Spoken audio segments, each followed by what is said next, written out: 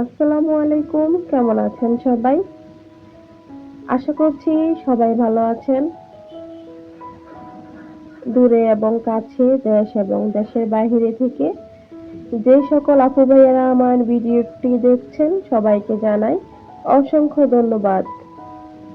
এই তো সকাল সকাল জানলার পাশে আমার এই ছোট্ট পত্তুলিকা ফুল গাছটা অনেকগুলো ফুল ফুটেছে।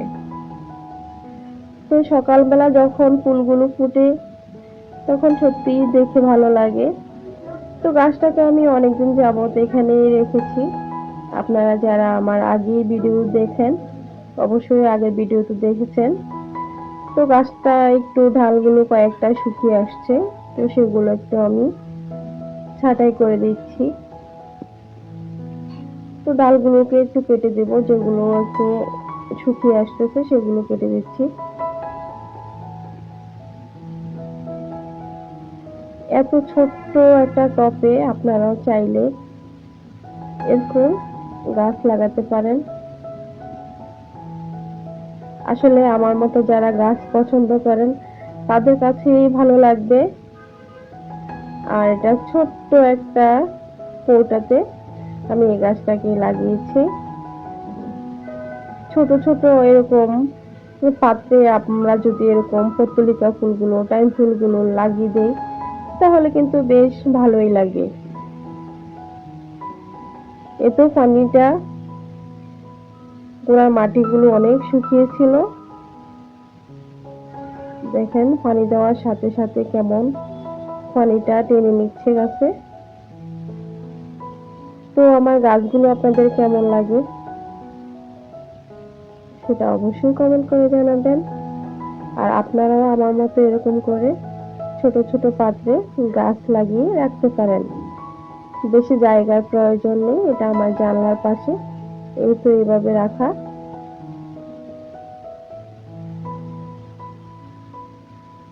আজকে একটু বাহিরে গেলাম, তো এখানে দেখলাম একটা জবা ফুল গাছ।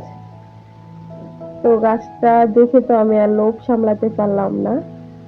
তো একটা ভাইকে বললাম যে ভাই আমাকে এখান থেকে একটা ঢাল ভেঙে দেন তো। উনি আবার বললো কি করবেন এগুলা দিয়ে। পরে আমি বললাম এটা আমি লাগাবো। বলে যে হবে, হ্যাঁ দেখি হয় কিনা। তো উনি আমাকে দুইটা ডাল ভেঙে দিয়েছে। তো এগুলো আমি একটু লাগিয়ে নেব।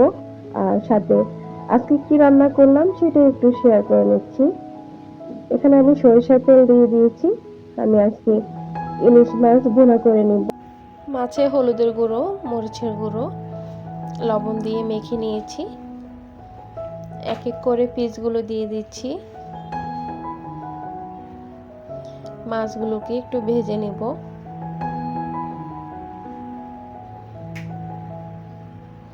কম আর বেশি সবাই তো আমরা ইলিশ মাছ ভাজি করতে জানি। তো পারফেক্ট ভাবে ইলিশ মাছ ভাজিটা কিভাবে করবেন এটা দেখলে হয়তো বুঝে যাবেন।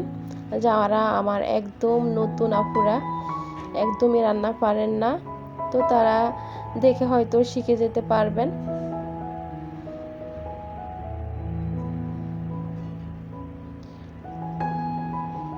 তো মাছগুলোকে আমি একটু উল্টিয়ে দিচ্ছি। যারা এখনো পর্যন্ত আমার ভিডিওটি দেখছেন প্লিজ একটা লাইক করে দিবেন। আর যারা অলরেডি সাবস্ক্রাইব করে দিয়েছেন তাদেরকে জানাই অসংখ্য ধন্যবাদ।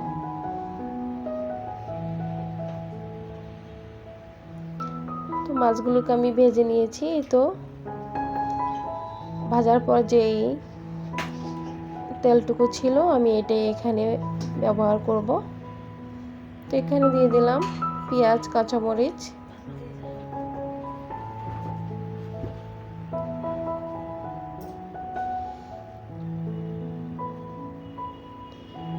পেঁয়াজ কাঁচামরিচগুলো ভালোভাবে ভেজে নিব।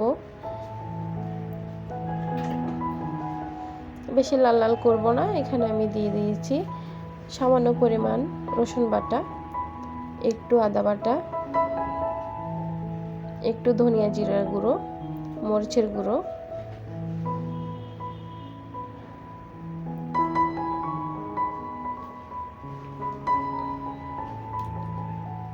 হলুদের গুঁড়ো, লবণ,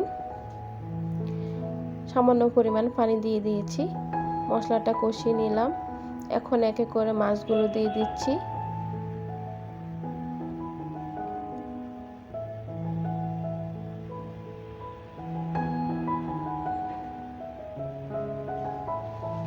এখানে আমি অল্প পরিমাণ পানি দিয়ে দিয়েছি মাছটা সিদ্ধ হওয়ার জন্য।